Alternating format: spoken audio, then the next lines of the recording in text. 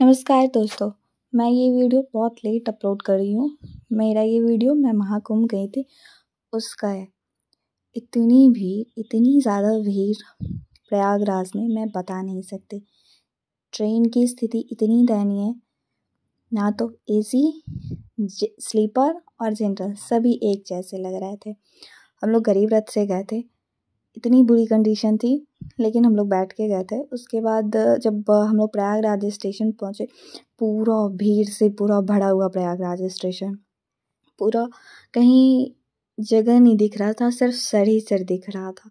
Prayagraj station से उतर के हम लोग थोड़ा दूर चले, वहाँ पे बहुत अच्छी सरकार की तो बहुत अच्छी व्यवस्था थी, बता नहीं सकते। पूरी फोर्स तैनात थी। भीड़ तो इतनी थी आउट ऑफ कंट्रोल, लेकिन व्यवस्था बहुत अच्छी थी। हम लोग थोड़ी दूर बाद गए तो वहाँ से ऑटो लेके 5 किलोमीटर हम लोगों को आगे तक ऑटो छोड़ दी। उसके बाद हमें पैदल ही जाना पड़ा। इतना ज़्यादा चलना पड़ा, भीड़ के कारण चलना ही इतना ज़्यादा पड़ता है। अगर आप चलना जानते हैं तो प्रयागराज आप जा सकते हैं। 20-25 किलोमीटर आप नॉर्मली चल सकते हैं, तो वहाँ आप जा सकते हैं। वहाँ से हम लोग 5 किलोमीटर ऑटो लेके चले गए। वहाँ कुछ लोग पैदल भी जा रहे थे, कुछ लोग क्या, अधिकतर लोग पैदल ही कुंभ की यात्रा कर रहे थे, क्योंकि उतनी गाड़ी ही नहीं मिल रही थी।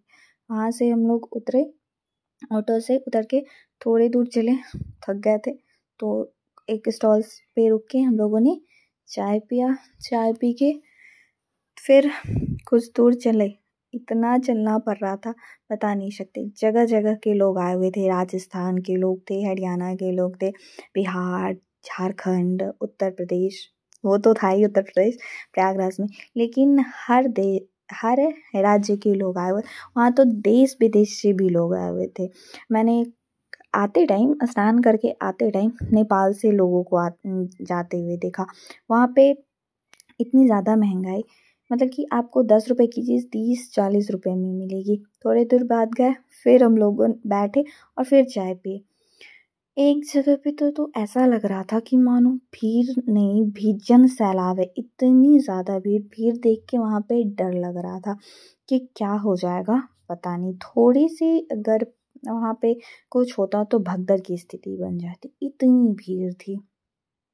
वहाँ पे रास्ते पे फूल डब्बा सारे कुछ मिल रहे थे। हम लोग चलते चलते गए, कश्यप द्वार से हम लोग प्रवेश किए और कुंभ के क्षेत्र में प्रवेश कर गए। फिर नंदी द्वार आया। नंदी द्वार के बाद हम लोगों ने संगम द्वार पार किया। संगम द्वार पे आके हम लोगों ने लगभग 6-6:30 के, जब सूर्योदय का समय था, उस टाइम हम लोग संगम घाट पे पहुँचे और वहाँ पे स्नान किया। इतना सुंदर ये मनमोहक दृश्य लग रहा था, बता नहीं सकते। एकदम सूर्य का लालिमा और साइबेरियन पक्षी, वो तो एकदम अच्छे लग रहे थे। फिर हम लोगों ने स्नान किया, माँ पापा स्नान किए, फिर हम और दीदी स्नान करने चले गए थे। संगम घाट पे जहाँ गंगा यमुना और सरस्वती का संगम है, त्रिवेणी घाट पे हम लोगों ने स्नान किया। स्नान करने के बाद हम लोग पीपा पुल से मेला क्षेत्र में चले गए। मेला क्षेत्र, भीड़ तो इतनी थी पीपा पुल पे, बता नहीं सकते। और गंगा मैया का लहर बहुत ही प्यारा लग रहा था।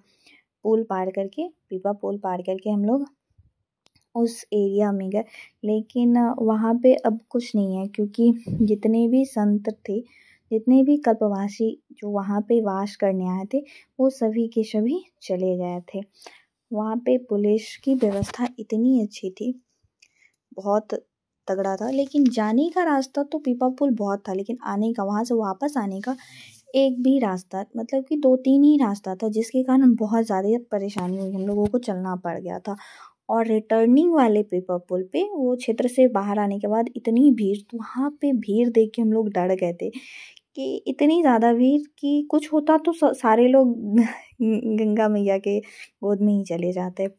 लेकिन हम लोग वापस आए, लेकिन जब वापस आ रहे थे तो लोगों की इतनी भीड़ बढ़ चुकी थी। वहाँ पे अनाउंसमेंट हो रहा था कि अब मेला क्षेत्र में भीड़ का दबाव बढ़ रहा है और जो लोग हैं जल्दी से स्नान करके वापस आए। वहाँ से स्नान करके जब हम वापस आ रहे थे तो घाट पे ही एक महादेव और हनुमान जी का मंदिर था। वहाँ दर्शन करके हम लोग वापस स्टेशन की ओर आए। स्टेशन से जाने में भी बहुत ज़्यादा चलना पड़ा। वहाँ कहीं भी गाड़ी की व्यवस्था, साइकिल और ठेला की व्यवस्था थी, वो भी मनमाने रुपया ले रहे थे। हम लोग स्टेशन आए और वहाँ से हम लोगों की सुबह में ट्रेन थी जो पटना तक थी। पटना में आने के बाद में पटना स्टेशन पे इतनी ज़्यादा भीड़ थी। पटना स्टेशन के बाद वहाँ से बस पकड़ के हम लोग घर आ गए।